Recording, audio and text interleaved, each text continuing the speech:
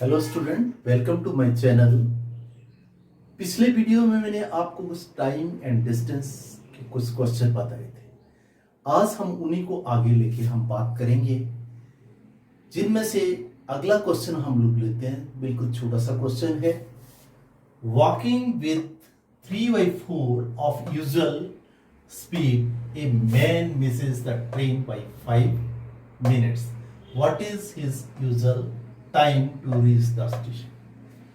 इसमें क्या है कि एक आदमी जो उसकी अपनी स्पीड है उसके हिसाब से नहीं चलता है, उसे कम स्पीड के हिसाब से चलता है, तो क्या होता है कि उसकी जो ट्रेन है वो छूट जाती है और 5 मिनट वो जो है वो स्टेशन पर पहुंचता है।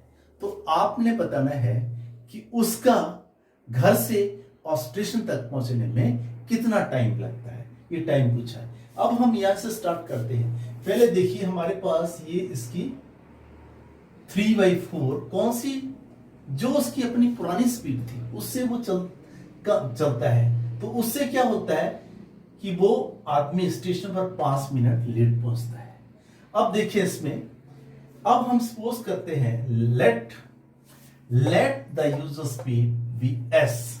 हम मान लेते हैं कि जो उसकी अपनी पुरानी वाली जो स्पीड थी वो एस थी, एंड टाइम जो उसने लिया वो कितना लिया, टी लिया है।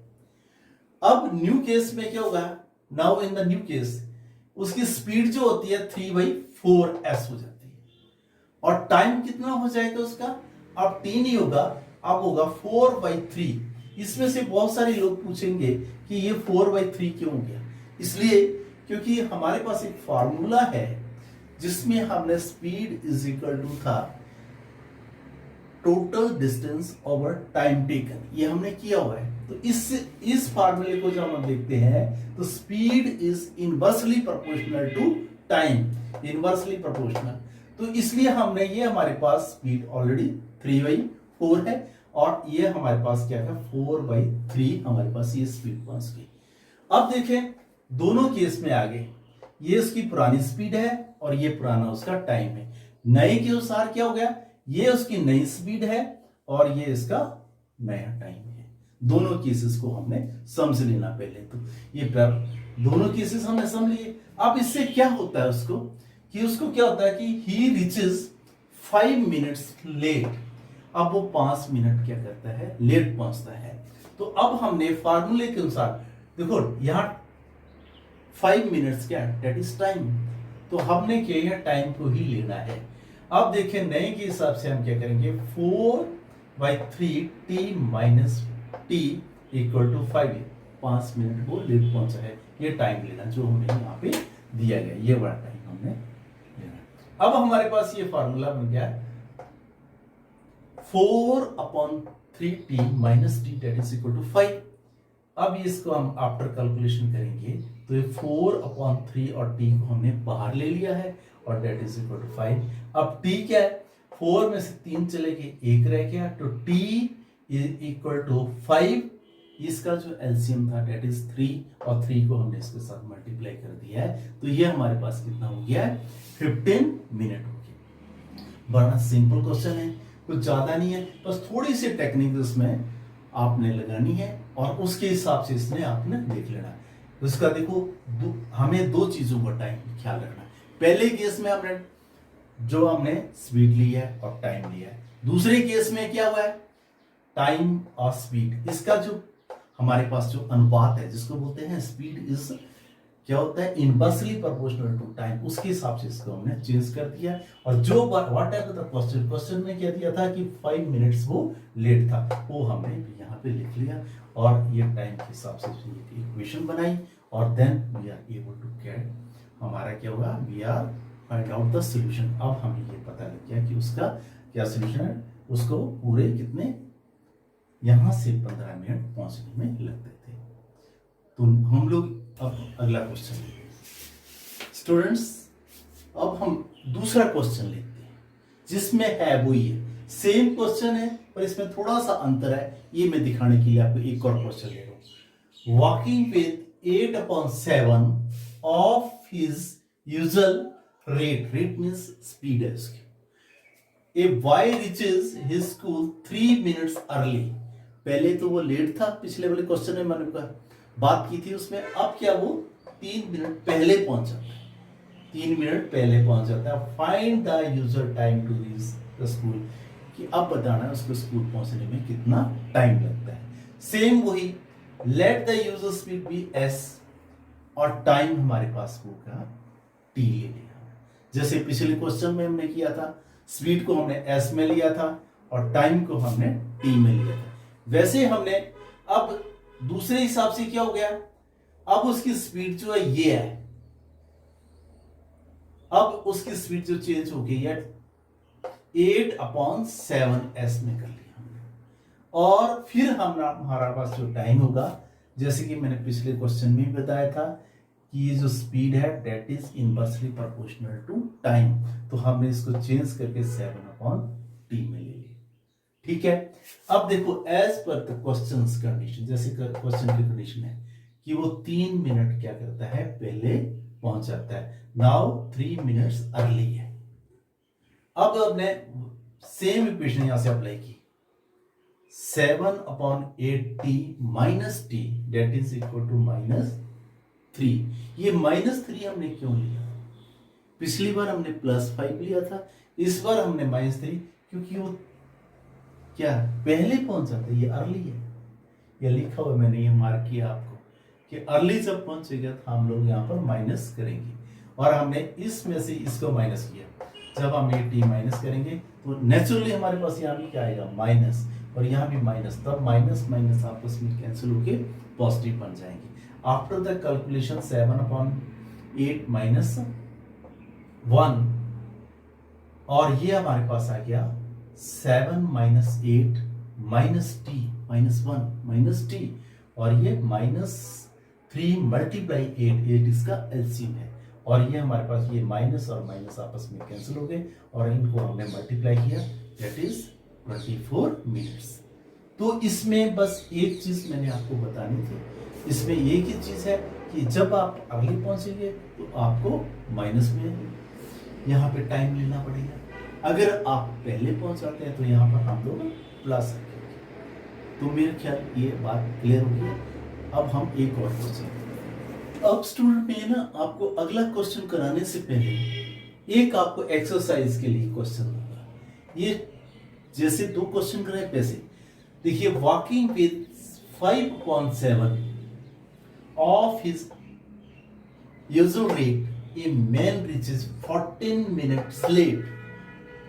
Find the usual time taken by the man to cover that distance. Simple वैसे ही क्वेश्चन है जैसे मैंने अभी 2 क्वेश्चन कराए हैं। ये आपके लिए एक्सरसाइज है, ये इसका आपके पास क्या हो जाएगा, पहले आप लोग s और t लेंगे, और ये फिर आपके पास 7/s हो जाएगा, और टाइम इसके लिए बन जाएगा 5/7 इसके s हो जाएगा, और फिर उसके बाद आपके पास टाइम होगा 7/5, और उसी हिसाब से आपने ये 14 मिनट्स लेट है, उसके हिसाब से आपने ये फिर इक्वेशन लगा के इस क्वेश्चन को फाइंड आउट करना है। तो आई थिंक मेरे ख्याल इस क्वेश्चन को आप लोग कर लेंगे, कोई ज्यादा मुश्किल नहीं है। अब हम एक अगला क्वेश्चन लेते हैं जिसमें हम बात करेंगे एवरेज स्पीड की बात करेंगे। एवरेज स्पीड में आपने क्या करना है, देखिए यहां से पहले क्वेश्चन लेते हैं, फिर उसके बाद हम आते हैं। A man goes from Chandigarh to Delhi at uniform speed of 55 kilometre per hour and comes back to Chandigarh. पहले वो चंडीगढ़ से दिल्ली गया, और फिर वो दिल्ली से वापस, फिर दिल्ली से कहां वापस आ गया, चंडीगढ़ आ गया। दोनों केस में देखें, Chandigarh to Delhi and back to Chandigarh, इन दोनों में आप देखें दोनों का डिस्टेंस जो है हमारे पास सेम होगा, जाने के लिए वही डिस्टेंस होगा और आने के लिए वही डिस्टेंस होगा। तो इसलिए हम इसके लिए हमारे पास एक फार्मूला होता है। देखो जाती बार उसकी 55 है, आती बार उसकी 45 है, ये स्पीड है उसकी एवरेज स्पीड। इसमें 2 केस बता देता हूं आपको, और जाने में और आने में जिस पॉइंट पे गया उसी पॉइंट से वापस आया तो डिस्टेंस सेम रहेगा। या फिर हमारे पास सेकंड केस हो सकता है, सपोज करो ए से बी तक गया और बी से फिर वो सी तक गया, लेकिन ए बी और बी सी का डिस्टेंस जो है सेम रहे। दोनों केसेस में हमने एक ही एवरेज का फार्मूला लगाना है, एवरेज स्पीड का। और एवरेज स्पीड का फार्मूला है वो होता है हमारे पास, जैसे पहले भी बताया आपको, नहीं पहले नहीं बताया, उसमें होता है भी total distance over total time. तो इसमें क्या है, जब आपके पास डिस्टेंस दोनों क्या सेम है, तब आपने कहना 2s1 और s2 इन दोनों को मल्टीप्लाई करना, डिवाइडेड बाई s1 और s2 का हमने सम कर देना। तो हमारे पास s1 जो है 55 है किलोमीटर पर आवर, s2 हमारे पास है 45 किलोमीटर पर आवर।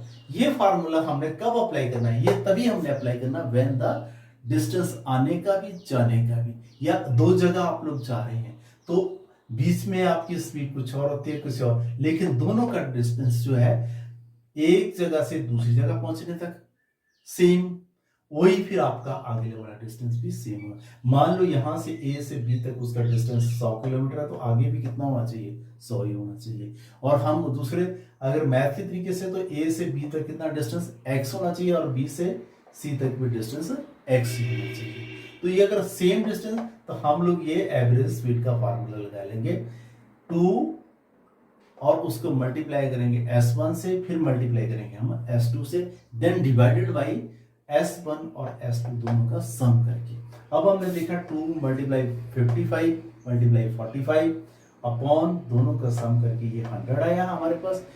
जब हम इसको कैलकुलेशन करेंगे तो 45, ये देखो ये आ गया 5 9 द 45, ये 20 आ गया, 20 को इससे डिवाइड किया तो ये आ गया हमारे पास 10 आ गए। तो ये 9 को मल्टीप्लाई 55 से, फिर हमारे पास ये है that is 49.5 kilometre per our. इसमें एक चीज और आपने क्रॉस चेक कर लेना कि जाती बार उसकी स्पीड थी 55 और आती बार स्पीड कितनी है 45। अब हमारा जो एवरेज स्पीड का रिजल्ट आएगा इन दोनों के बीच में आना चाहिए। तो देखिए ये दोनों के बीच में हमारा रिजल्ट आ रहा है, क्या है, ना तो उसके ऊपर गई है ना इससे कम गई है स्पीड, तो इसका मतलब ये रिजल्ट जो हमारा हुआ है बिल्कुल ठीक है।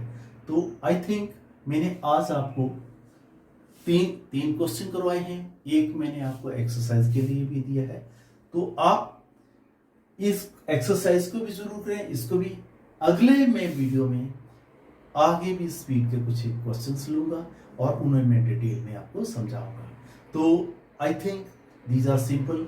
ये जो टाइम एंड स्पीड के क्वेश्चंस है ये काफ़ी लंबे हैं होते हैं और बड़े छोटे से टेक्निक्स अप्लाई करने पर आपको ये इनका रिजल्ट जो होता है वो कम समय में आप निकाल सकते हैं। तो आई थिंक आपको ये बात समझ आ गई है। अगले क्वेश्चन हम कुछ और लेंगे, कुछ तो उस पर हम बात करेंगे। तो मेरे इस चैनल को आप जरूर सब्सक्राइब करें, मुझे सपोर्ट करें। अगर आपको कोई लगता है कोई इसमें किसी प्रकार की क्वेरी है तो you can go to my comment box. तो थैंक यू।